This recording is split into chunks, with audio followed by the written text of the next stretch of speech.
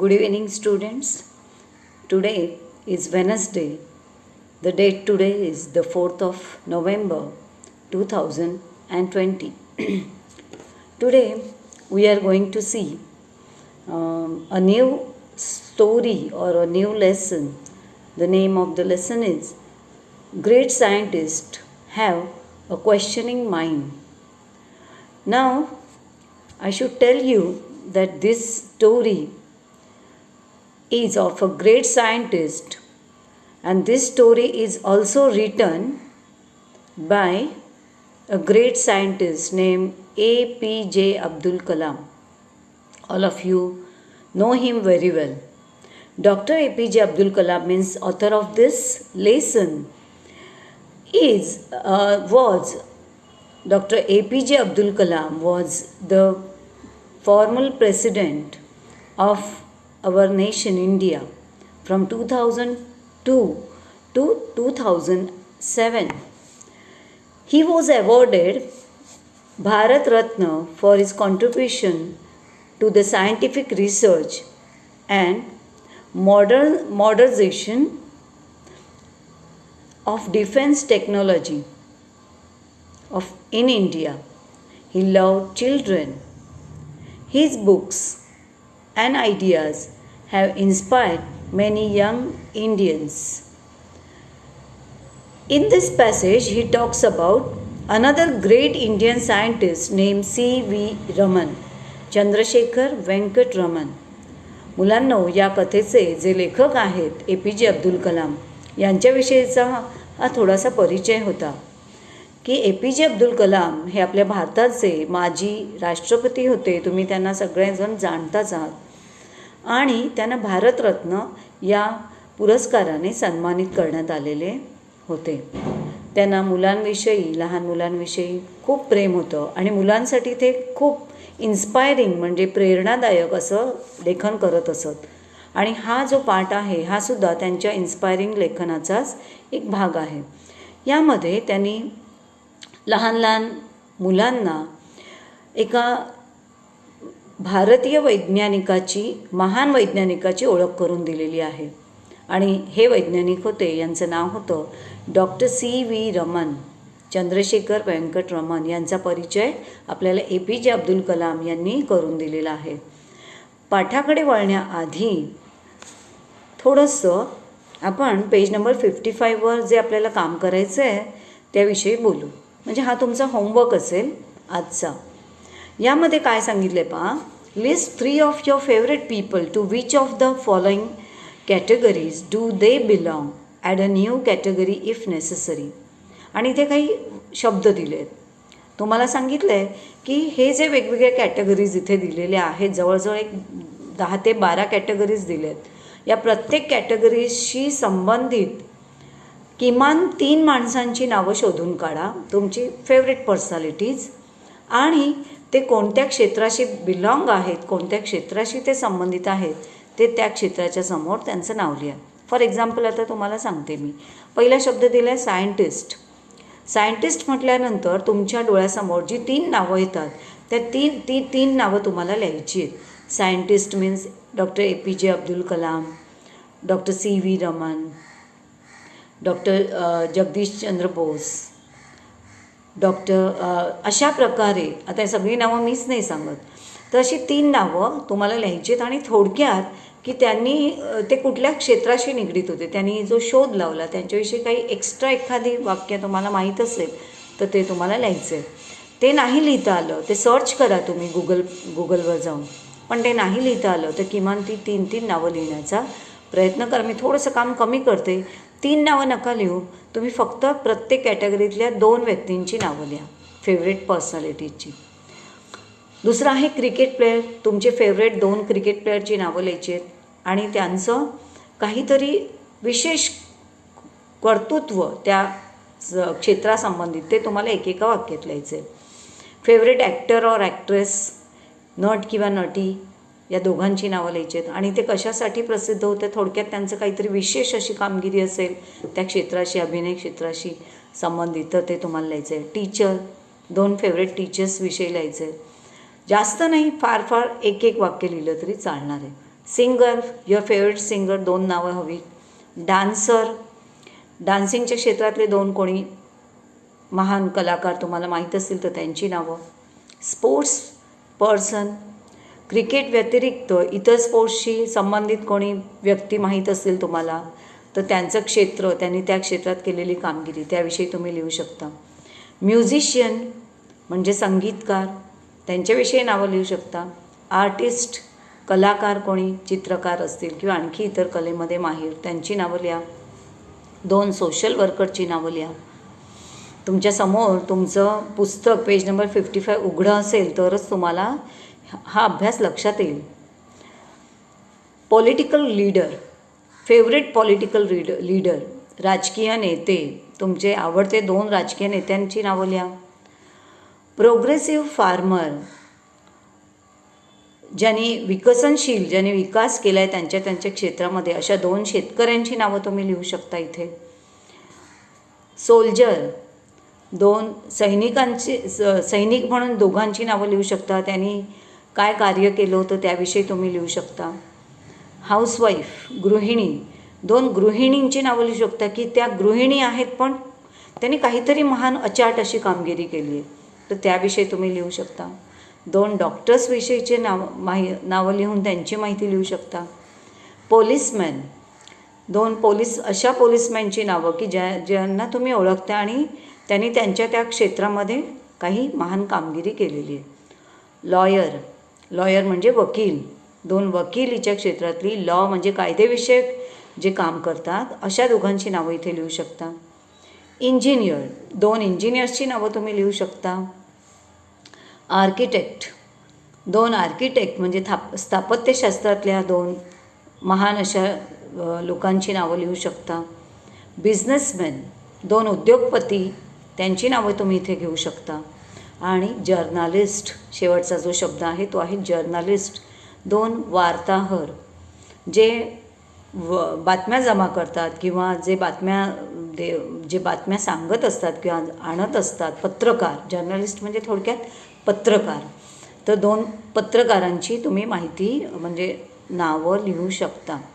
तुम्हाला हा अभ्यास आजच्या आज करायचा आहे. तुम्हाला ॲक्च्युली काय करायचं आहे, या प्रत्येक क्षेत्रातल्या 2 व्यक्तींची नावं लिहून त्यांच्याविषयीचं एक वाक्य तरी तुम्हाला लिहायचं आहे.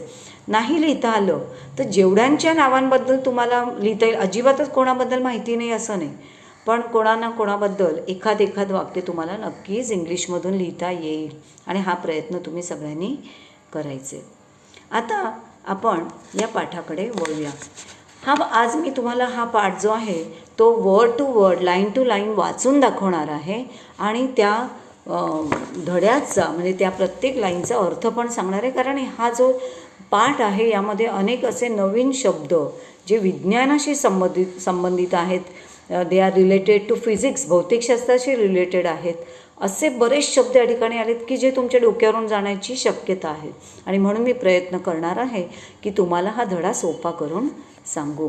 So now come on page number 56. Let's move to page number 56. सगळ्यांनी मी वाचत असताना त्या प्रत्येक लाईनवर बोट ठेवायचे, त्या प्रत्येक शब्दावर बोट ठेवायचे, हातामध्ये पेन घ्या.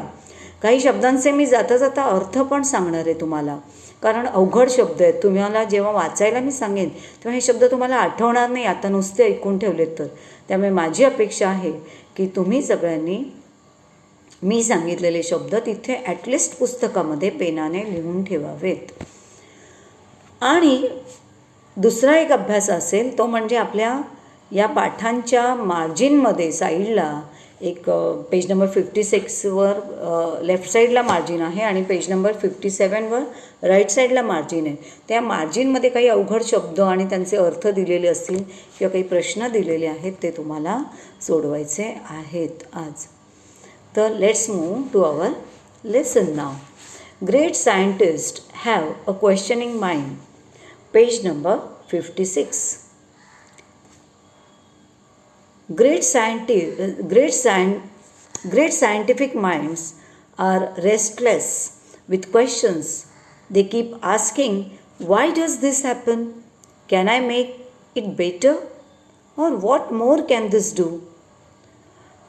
एक लक्षात ठेवा की हा लेसन जो आहे हा डॉक्टर APJ अब्दुल कलाम यांनी लिहिलेला आहे आणि त्यांच्या शब्दात हा लेसन त्यांच्या शब्दात सांगितला गेलेला आहे.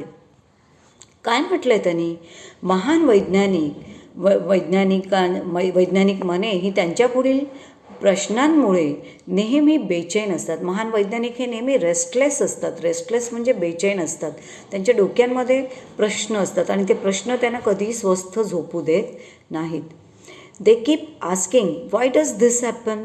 ते सतत त्यांना डोक्यात त्यांचे प्रश्न पडलेला असतो आणि लहानपणापासून ते आपल्या आईवडिलांना की आपल्या मित्रांना, आपल्या अवतीभोवती असणाऱ्या लोकांना छोट्या छोट्या गोष्टींबद्दल नेहमी प्रश्न विचारत असतात की हे असं का घडलं? Can I make it better? मी यापेक्षा अधिक चांगलं करू शकलो असतो का? Or what more can this do? किंवा ही गोष्ट अधिक चांगली कशी घडू शकली असती? Let us study the life of a great scientist who lived in the same year as Einstein, but about 5,000 kilometers east of Germany in India. आता ही एक महान शास्त्रज्ञ जे आइन्स्टाईनच्या काळामध्ये, तुम्हाला सगळ्यांना अल्बर्ट आइन्स्टाईन हे नाव ऐकून माहीत असेल, जर्मनीमधले हे एक प्रसिद्ध असे महान असे सायंटिस्ट होते. त्या आइन्स्टाईनच्या काळामध्ये आपल्या देशामध्ये सुद्धा एका महान वैज्ञानिकांचा जन्म झालेला होता आणि ही लिव्ड जर्मनीपासून तब्बल 5,000 किलोमीटर पूर्वेला असलेल्या भारतामध्ये या महान वैज्ञानिकाचा तेव्हा उदय झालेला होता. तो महान वैज्ञानिक उदयाला आला होता. Born in Tiruchirappalli in southern India in the year 1888, Raman grew up to be one of the greatest scientists in India. He was a bright student right from the start and was deeply interested in optical science and acoustics. This is what perhaps led him to discover that the mridangam and the tabla produced more melodious sounds than any other percussion instrument. He was fascinated by colorful things, be it a flower, butterfly, or gem. He kept seeking knowledge about everything around him. आइन्स्टाईनच्या काळामध्ये उदयास आलेला हा जो महान वैज्ञानिक, जो जर्मनीपासून तब्बल पूर्वेकडील 5,000 किलोमीटरवर दूर असणाऱ्या भारतामध्ये त्या काळामध्ये उदयाला येत होता आणि या महान वैज्ञानिकाचा जन्म 1888मध्ये दक्षिण भारतातील तिरुचिरापल्ली इथे झाला होता. भारतातील एक अतिशय महान शास्त्रज्ञ म्हणून ते उदयाला आले. हे जे हा जो लहान मुलगा होता तो अगदी प्रारंभापासून एक अतिशय इंटेलिजंट विद्यार्थी, एक अतिशय हुशार विद्यार्थी म्हणून प्रसिद्ध होते आणि दृकशास्त्र, श्रवणशास्त्र यात त्यांना अतिशय इंटरेस्ट होता. Raman grew up to be one of the greatest scientist in India. त्यांचं नाव होतं रमण आणि हे रमण जे होते ते लहानपणापासून एक ब्राईट स्टुडंट होते, एक अतिशय हुशार असा विद्यार्थी होता तो आणि ही was deeply interested in optical science. Optical science म्हणजे दृकशास्त्रामध्ये त्यांना अतिशय इंटरेस्ट होता, म्हणजे खूप रस होता, डीपली त्यांना त्याच्यात इंटरेस्ट होता. And Acoustics. आता अकोस्टिक्स हा शब्द तुमच्यासाठी नवीन आहे. ऑप्टिक्स म्हणजे दिसण्याच्या, म्हणजे एखादी गोष्ट दुसऱ्या कशाच्या तरी माध्यमातून स्पष्ट दिसण्याचं जे शास्त्र आहे त्याला आपण ऑप्टिकल सायन्स असं म्हणतो, म्हणजे दृकशास्त्र असं म्हणतो. आणि दुसरं शास्त्र आहे ते आहे, त्याचं नाव आहे अकोस्टिक्स. अकोस्टिक्स म्हणजे ध्वनिशास्त्र. एखाद्या माध्यमाच्या आधारे जे ध्वनी निर्माण होतात ते वेगवेगळ्या माध्यमांच्या द्वारे वेगवेगळ्या प्रकारचे ध्वनी कसे निर्माण होतात हे शोधून काढण्याचं जे शास्त्र आहे त्याला अकोस्टिक्स असं म्हणतात. छोट्या रमणला या दोन्ही शास्त्रांमध्ये खूप इंटरेस्ट होता. He was deeply interested in acoustics and optical science. आणि म्हणूनच की काय कदाचित या त्यांच्या इंटरेस्टने, या त्यांच्या स्वारस्याने त्यांना मृदंगम म्हणजे वाद्य आहे, तालवाद्य आहे मृदंगम, जे लांबट असतं, दोन्ही बाजूने वाजवायचं असतं, आणि तबला सगळ्यांनाच माहीत आहे. तर या त्यांच्या ह्या स्वारस्याने त्यांनी कदाचित त्यामुळेच असेल की यांनी असा शोध लावला की इतर कोणत्याही तालवाद्यांपेक्षा मृदंग आणि तबला हे अधिक सुंदर आणि कर्णमधुर स्वीट असा साऊंड निर्माण करतात. परत एकदा मी हे वाक्य वाचते की this is what perhaps led him to discover that the mridangam and the tabla produced more melodious sound म्हणजे कर्णमधुर आवाज निर्माण करतो, प्रोड्यूस करतो दॅन एनी अदर पर्क्युजन इन्स्ट्रुमेंट म्हणजे इतर कुठल्याही तालवाद्य. पर्क्युजन इन्स्ट्रुमेंट म्हणजे तालवाद्य, जे ताल धरून वाजवलं जातं, ज्याच्यावर हातांचा ताल किंवा बोटांनी ज्याच्यावर थापा मारल्या की ज्याच्यातून ताल निर्माण होतो, अशा वाद्यांना आपण तालवाद्य असं म्हणतो आणि त्यालाच इंग्लिशमध्ये नाव आहे पर्क्युजन इन्स्ट्रुमेंट. तर दुसऱ्या कुठल्याही पर्क्युजन इन्स्ट्रुमेंटपेक्षा मृदंगम आणि तबला हे अतिशय नादमधुर कर्णमधुर आवाज निर्माण करतात असा शोध त्यांनी, अशी डिस्कवरी त्यांनी केलेली होती. ही वॉज फॅसिनेटेड म्हणजे ते अट्रॅक्ट व्हायचे, म्हणजे त्यांना आकर्षण वाटायचं. कलर्सविषयी त्यांना अतिशय आकर्षण होतं. विविध रंग पाहिले कशाचेही की ते त्याकडे अट्रॅक्ट व्हायचे, ते फॅसिनेट व्हायचे, त्यांना त्या ठिकाणी ते आकर्षित व्हायचे. मग मे बी ते कलर्स कुठल्याही वस्तूंचे असू दे, मग ती कलरफुल फुलं असू दे, कलरफुल बटरफ्लायज असू दे, किंवा मग कलरफुल अशी रत्न हिरे माणके असू देत, किंवा कलरफुल असे दगड असू दे. कलर म्हटला की ते त्याकडे आकृष्ट होत असत. He kept seeking knowledge about everything around him, आणि त्यांना आपल्या परिसरातल्या प्रत्येक वस्तूविषयी ज्ञान मिळवण्याचं, नॉलेज सीक करण्याचं म्हणजे नॉलेज आत्मसात करण्याचं मिळवण्याच्या ते सतत प्रयत्नात असत. आणि म्हणूनच की काय ते एक महान शास्त्रज्ञांचा जन्म त्यांच्यामध्ये झाला की ज्या मुलांना आपल्या अवतीभोवतीच्या घडामोडींकडे, आपल्या अवतीभोवती असणाऱ्या गोष्टींकडे जे डोळसपणे पाहत असतात आणि वेगळ्या दृष्टिकोनातून विचार करतात, तेच पुढे जाऊन महान शास्त्रज्ञ होऊ शकतात. म्हणजे आपण न्यूटनचं पण उदाहरण घेऊ शकतो. बघा, झाडावरून पडणारं सफरचंद सगळ्यांनीच पाहिलं होतं, पण न्यूटनने फक्त त्याचा शोध लावला गुरुत्वाकर्षणाचा, की हे फळ खालच्या दिशेनेच काय येतं, ही सामान्य गोष्ट जी आहे त्याकडे पण एका वेगळ्या दृष्टिकोनातून बघण्याची दृष्टी ज्या त्याला मिळालेली होती, आणि म्हणूनच त्याने गुरुत्वाकर्षणाचा शोध लावला होता. आणि अशीच दृष्टी या C.V. रमन यांना पण प्राप्त झालेली होती. Now third paragraph. He became a scholar in sound and sound related physics. ते साऊंड म्हणजे ध्वनी आणि ध्वनीशी रिलेटेड असं भौतिकशास्त्र, फिजिक्स म्हणजे भौतिकशास्त्र, sound and sound related physics म्हणजे भौतिक ध्वनी आणि ध्वनीशी संबंधित भौतिकशास्त्रामध्ये ते महान विद्वान असे बनले होते, म्हणजे त्याविषयी त्यांना खूप नॉलेज होतं. One day a ship sail from the port of London towards Calcutta. एकदा लंडन बंदरातून निघालेलं एक जहाज जे आहे, त्या काळात जहाजाने प्रवास होत असे, तर जहाज कलकत्ताच्या दिशेने निघालेलं होतं. On board was young C.V. Raman. त्यावर C.V. रमन त्या जहाजामध्ये होते. Who had delivered a lecture on the acoustics of the violin in London. नुकतेच ते लंडनमध्ये एका अतिशय महत्त्वाच्या अशा विषयावर लेक्चर देऊन, व्याख्यान देऊन ते परतत होते. आणि तो जो व्याख्यानाचा, त्या लेक्चरचा जो विषय होता, तो विषय होता अकोस्टिक्स ऑफ व्हायोलिन, म्हणजेच व्हायोलिन वाद्याचे ध्वनिशास्त्र. यावर लेक्चर, यावर व्याख्यान देऊन ते परतत होते लंडनवरून. He was now on the ship's deck. आता ते शिपच्या अगदी वरच्या भागामध्ये, डेकमध्ये होते. And gazing at the blue waters of the ocean.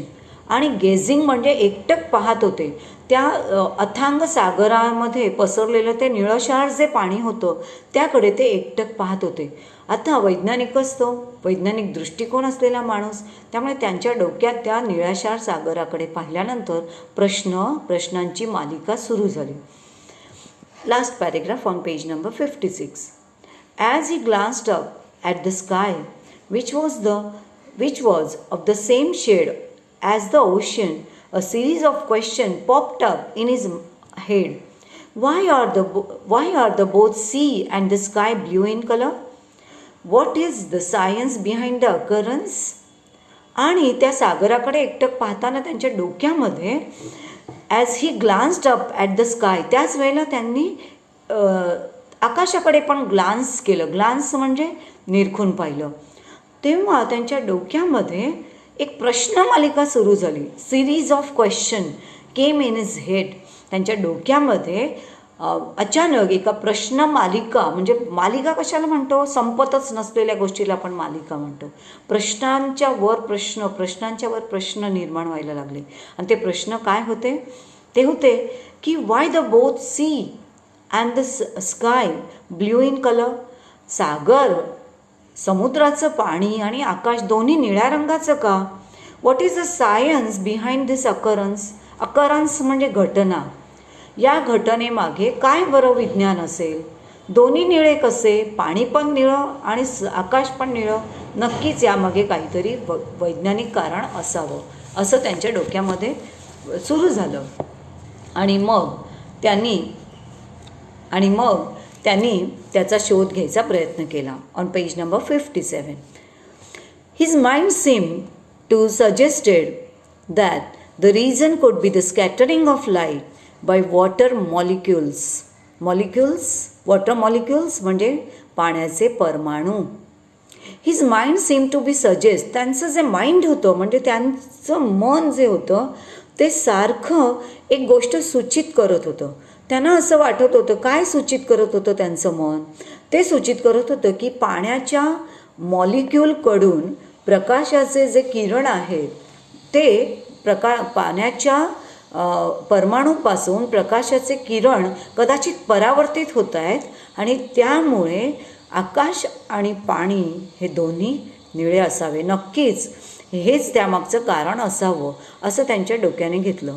परत एकदा हे वाक्य मी नीट वाचते पहा आणि तुम्ही नीट समजून घ्या. That the reason could be the scattering of light.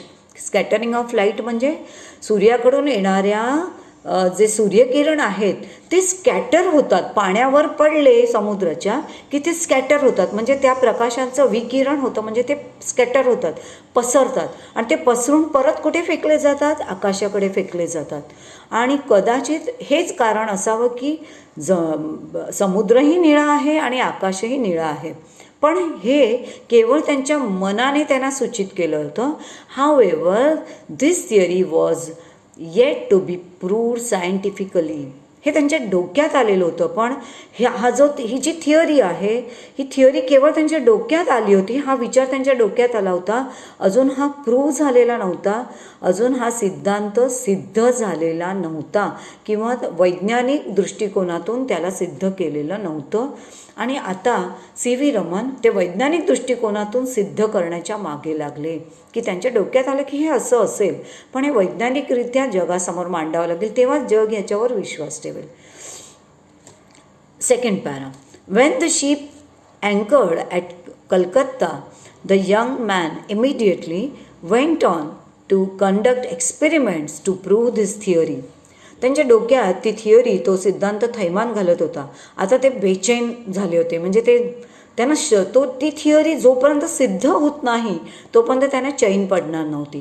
Restless होते ते. त्यामुळे जसं ते शिप कॅलकटा बंदरामध्ये, इंडियात कलकत्ता बंदरामध्ये अँकर्ड झालं, म्हणजे त्या जहाजाने जसा नांगर टाकला, जसं ते जहाज उभं राहिलं, तसं हा जो तरुण सायंटिस्ट होता तो आपल्या प्रयोगशाळेकडे धावला. कारण ताबडतोब इमिडिएटली म्हणजे ताबडतोब प्रयोगशाळेकडे धावला.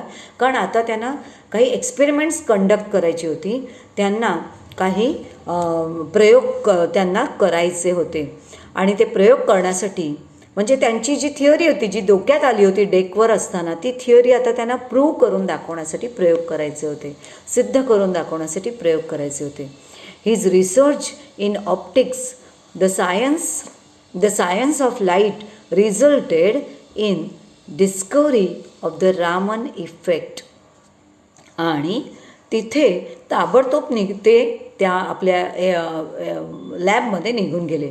दृकशास्त्रातील त्यांच्या संशोधनाचा परिणाम म्हणून रामन परिणामाचा शोध लागला आणि त्यावर त्यांनी एवढी मेहनत घेतली की हिज रिसर्च, त्यांचं जे संशोधन होतं ऑप्टिक्समधलं, म्हणजे दृकशास्त्रातलं जे संशोधन होतं, रिसर्च होतं, त्या संशोधनाने आणि सायन्स ऑफ लाईट म्हणजे प्रकाशाचं जे शास्त्र होतं यावर जे त्यांनी संशोधन केलं, त्याचं रिझल्ट काय झाला, त्याचा परिणाम काय झाला, तर त्यांनी रामन इफेक्टची, म्हणजे ज्याला आज जो रामन इफेक्ट म्हणून जो शोध संपूर्ण जगभरात प्रसिद्ध आहे, त्यांच्या नावाने तो रामन इफेक्ट म्हणजे रामन परिणाम ही ती थिअरी त्यांनी काय केली, या थिअरीचा त्यांनी शोध लावला, त्यांनी डिस्कवरी केली. आज ही डिस्कवरी रामन यांच्या नावावर जगभरात प्रसिद्ध आहे. जे वैज्ञानिक जो शोध लावतात त्या शोधाला त्यांचंच नाव दिलं जातं. म्हणून त्यांनी हे जे संशोधन केलं होतं प्रकाशाच्या विकेंद्रीकरणाचं आणि ऑप्टिक्सचं म्हणजे दृकशास्त्राचं आणि प्रकाशाच्या विकेंद्रीकरणाचं जे संशोधन त्यांनी केलं होतं ते रामन इफेक्ट म्हणून हे संशोधन प्रसिद्ध झालं.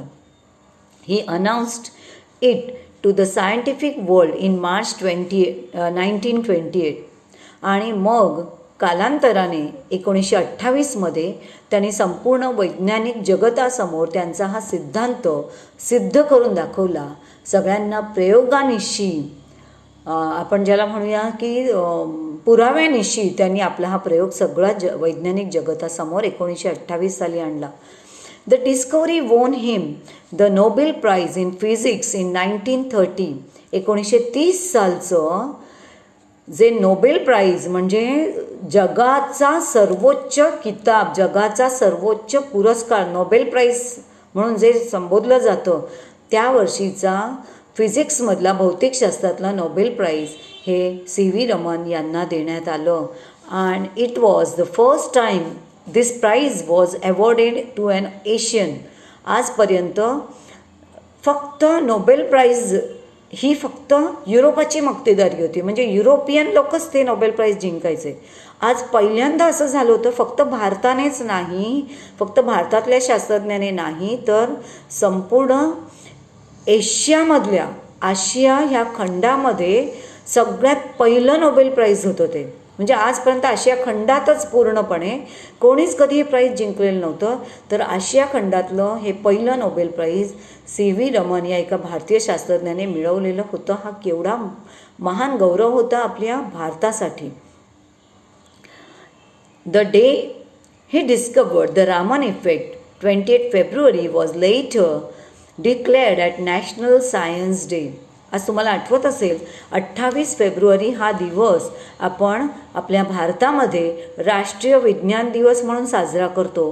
तो त्यामुळे साजरा करतो कारण 28 फेब्रुवारीलाच त्यांनी काय केलेलं होतं, 28 फेब्रुवारीला त्यांनी रामन इफेक्ट हा जो ही जी डिस्कवरी होती ती जगासमोर आणलेली होती. म्हणजे त्यांनी ती डिस्कवरी केलेली होती त्या दिवशी आणि म्हणूनच 28 फेब्रुवारी हा दिवस संपूर्ण भारतामध्ये नॅशनल सायन्स डे म्हणजे राष्ट्रीय विज्ञान दिवस म्हणून त्या स्मरणार्थ आपण साजरा करतो.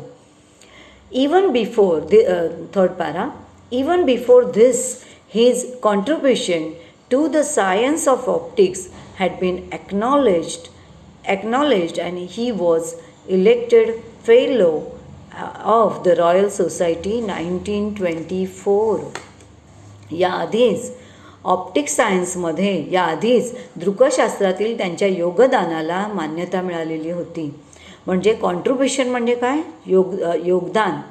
आजपर्यंत त्यांनी विज्ञान जगताला जे योगदान दिलं होतं दृकश्राव्य सायन्समधलं, तर ते आज जगासमोर त्याला ॲक्नॉलेज झालेलं होतं. जगासमोर आज त्याला मान्यता मिळालेली होती. कुठलाही शोध लावल्यानंतर त्यांना जगाने मान्य करणं हे खूप महत्त्वाचं असतं आणि ते जगासमोर त्याला मान्यता मिळालेली होती. म्हणजे ते ॲक्नॉलेज झालेलं होतं, जगाने ते मान्य केलेलं होतं. ॲक्नॉलेज होणे म्हणजे काय, तर जगत मान्य होणे किंवा मान्यता मिळणे. अँड त्यामुळे जगाने त्याला मान्यता दिल्यामुळे लंडनमधील रॉयल सोसायटी ही महान अशा लोकांची लोकच त्याचे सभासद होऊ शकतात या रॉयल सोसायटीचे. तर त्या रॉयल सोसायटीचा सभासद म्हणून CV रमन यांना निवडलं गेलं.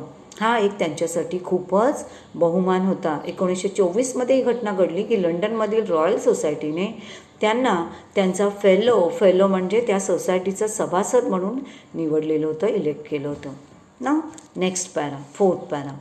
You would have learned about the Raman effect in detail at school, but do you know the discovery subsequently helped in determining the internal structures of some 2000 chemical compounds.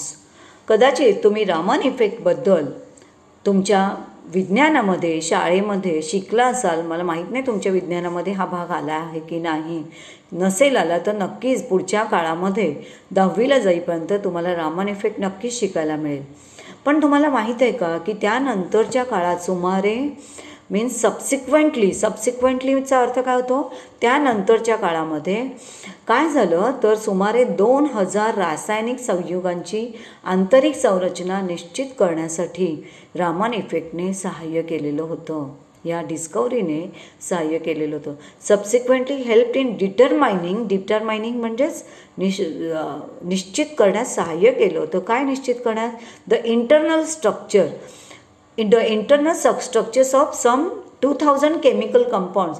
जवळजवळ 2000 रासायनिक संयुगांची आंतरिक संरचना काय असते ह्याचा शोध लावण्यासाठी 2000 संयुगांच्या आंतरिक रचनांचा शोध लावण्यासाठी या रामन इफेक्टचा अतिशय उपयोग झालेला होता.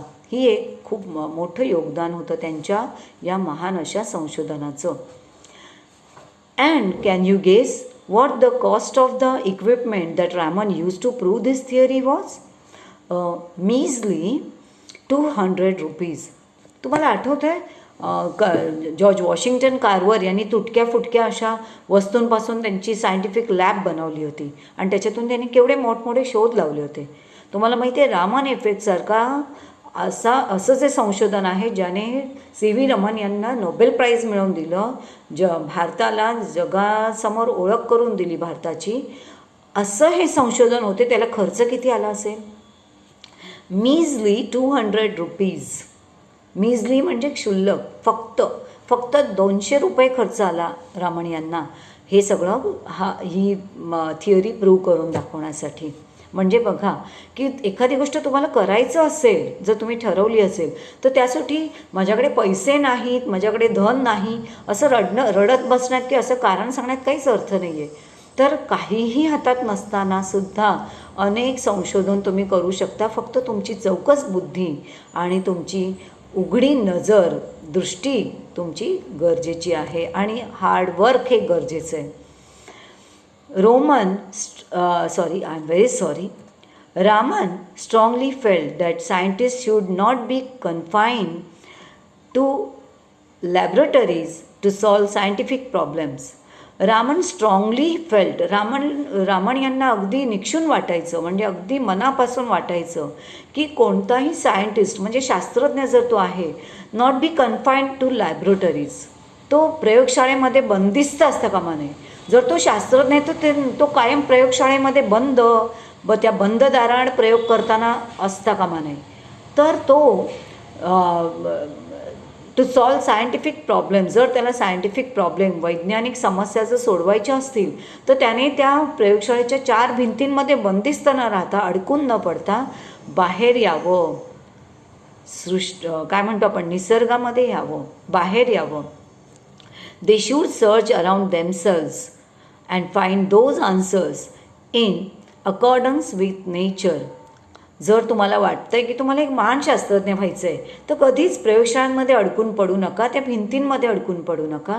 तर तुम्ही बाहेर या असं ते सल्ला देत आहेत, संदेश देत आहेत पुढे येणाऱ्या पुढच्या पिढीतल्या भावी अशा शास्त्रज्ञांना ते सल्ला देत आहेत की दे शुड सर्च अराउंड दॅमसेल्व्स. जर तुम्हाला असं काही संशोधन करायचं असेल तर तुम्हाला तुमच्या अवतीभोवती, अराउंड दॅमसेल्व्स अराउंड युअरसेल्व्स, तुमच्या अवतीभोवती तुम्ही लक्ष द्या. अवतीभोवतीच्या निसर्गाचं निरीक्षण करा, अवतीभोवती घडणाऱ्या घटनांचं निरीक्षण करा. And find those answers in accordance with nature. Accordance with nature म्हणजे निसर्गाला अनुसरून. आणि तुमची जी उत्तरं आहेत ती उत्तरं निसर्गाला अनुसरून, निसर्गाकडे पाहून, निसर्गाच्या घटनांचं डोळसपणे निरीक्षण करून निसर्गामध्ये डोळसपणे त्याची उत्तरं शोधा. तर प्रयोगशाळेमध्ये अडकून पडू नका असं त्यांनी सल्ला दिला आहे. Next, For the essence of science lies in independent thinking and hard work and not in equipment. How true. For the essence of science, ते काय सांगतात पुढे की कारण की विज्ञानाचं जर इसेन्स म्हणजे विज्ञानाचं सार, विज्ञानाचं सर्वस्व जर तुम्हाला शोधायचं असेल तर तुम्हाला ते विज्ञानाचं सर्वस्व हे तुमच्या स्वतंत्र विचारसरणीमध्ये मिळेल. तुम्ही वेगळं जाऊन, इतरांपेक्षा वेगळी जाऊन विचारसरणीचा अवलंब करा, वेगळा जाऊन विचार करा आणि तुम्ही कष्ट करा. तर विज्ञानाचं सार हे त्यातच दडलेलं आहे असं त्यांचं म्हणणं होतं, स्पष्ट म्हणणं होतं. परत एकदा पहा, for the essence of science lies in independent thinking. विज्ञानाचं सार जर तुम्हाला शोधायचं आहे, विज्ञानाच्या कुठल्याही घटनेचं जर तुम्हाला कारण शोधायचं असेल तर ते तुमच्या इंडिपेंडंट थिंकिंगमध्ये, तुमच्या स्वतंत्रपणे विचारसरणीवर ते अवलंबून आहे आणि तुमच्या हार्डवर्कवर अवलंबून आहे. जसं बघा, कुठलाही शास्त्रज्ञ, आता ते एवढा लांबून प्रवास करून आले होते पण ते घरी गेले का आराम करायला, झोपायला? नाही, ते प्रयोगशाळेत गेले. कारवर पण तुम्हाला आठवत असेल की जेव्हा त्यांनी ते डाग गेले नाहीत आपल्या शर्टवरचे हे पाहिलं होतं तेव्हा ते आधी घरी नाही गेले, ते लॅबमध्ये धावत गेले होते. म्हणजे अविश्रांत मेहनत घेणं हे त्यासाठी गरजेचं आहे असं रामन आपल्याला सांगतात. आणि हे किती खरं आहे. तर विज्ञानाचं सार हे त्याच्या इक्विपमेंटमध्ये नाही. तुमच्याकडे किती साधनसामग्री आहे, तुमच्याकडे सामान किती आहे, साहित्य किती आहे, तुमच्याकडे प्रयोगशाळा आहे की नाही, यामध्ये विज्ञानाचं सार शोधण्याचा प्रयत्न करू नका. कित्येकदा तुम्ही प्रयोगशाळेशिवायसुद्धा महान शोध लावू शकता, याचं हे नेहमी लक्षात ठेवा. Though the oceans and the sky have always been blue in color, it needed a questioning mind. तर शेवटी असं म्हणतायत APJ अब्दुल कलाम की किती खरं आहे की समुद्र आणि आकाश हे रंगाने कायमच निळे राहणार आहेत. कोणी किती त्याचा शोध घेतला आणि काहीही केलं तरी ते कायमच रंगाने निळे राहणार आहेत. तरी त्यामागचं कारण शोधण्यासाठी, ते निळे का हे शोधण्यासाठी वैज्ञानिक दृष्टिकोन असलेल्या जिज्ञासू मनाचीच गरज होती आणि त्या जिज्ञासू मनानेच हे सगळं शोधून काढलं. So it needed with a scientific outlook म्हणजे वैज्ञानिक दृष्टिकोन to find the reason behind it. शेवटी कलाम म्हणतात की आकाश आणि सागर हे कायम निळेच राहणार आहेत, पण त्यांच्या निळाई मागचं कारण शोधण्यासाठी एका वैज्ञानिक दृष्टिकोनाची, वैज्ञानिक नजरेची आणि एका सतत विचार करणाऱ्या अशा मनाची गरज आहे, ज्या मनामध्ये सतत प्रश्न पडतात आणि ते मन त्या प्रश्नांचा मागोवा घेतल्याशिवाय, त्या प्रश्नांचा शोध घेतल्याशिवाय आराम करत नाही, रेस्टलेस राहतं, रेस्ट करत नाही, अशा मनाची गरज असते. तर बाळांनो, तुम्ही यातून तुमच्या एक गोष्ट लक्षात आली असेल की APJ अब्दुल कलाम आपल्याला सुचवू पाहत आहेत की जर आयुष्यात तुम्हाला महान कार्य करायचं असेल तर माझ्याकडे पैसा नाही, माझ्याकडे जागा नाही अशी तक्रार न करता केवळ नजर ही डोळस ठेवा, चौकस बुद्धी ठेवा आणि सतत काय करा, चौकस बुद्धीने आपल्या अवतीभोवती पाहत राहा आणि जिद्द आणि चिकाटी आणि हार्डवर्क, कष्ट सोडू नका, विसरू नका. तर अशा प्रकारे आय थिंक तुम्हाला हा पाठ जो आहे तो लक्षात आला असावा. मी तो तुम्हाला सांगण्याचा प्रयत्न केलेला आहे. आता तुम्हाला काय करायचं आहे अभ्यास, तर तुम्हाला पेज नंबर 55वरचे ते जे शब्द आणि त्या शब्दांमधील प्रत्येकामधून 2 नावं शोधून त्या प्रत्येक व्यक्तीविषयी एक वाक्य तुम्हाला लिहायचं आहे. दुसरी गोष्ट, तुम्हाला मेलोडियस आणि परक्युजन या 2 शब्दांचे अर्थ तिथे दिलेले आहेत पेज नंबर 56वर. तर ते अर्थ तुम्हाला काय करायचे आहेत लिहून काढायचे तुमच्या वहीमध्ये. त्यानंतर why are great scientific minds restless.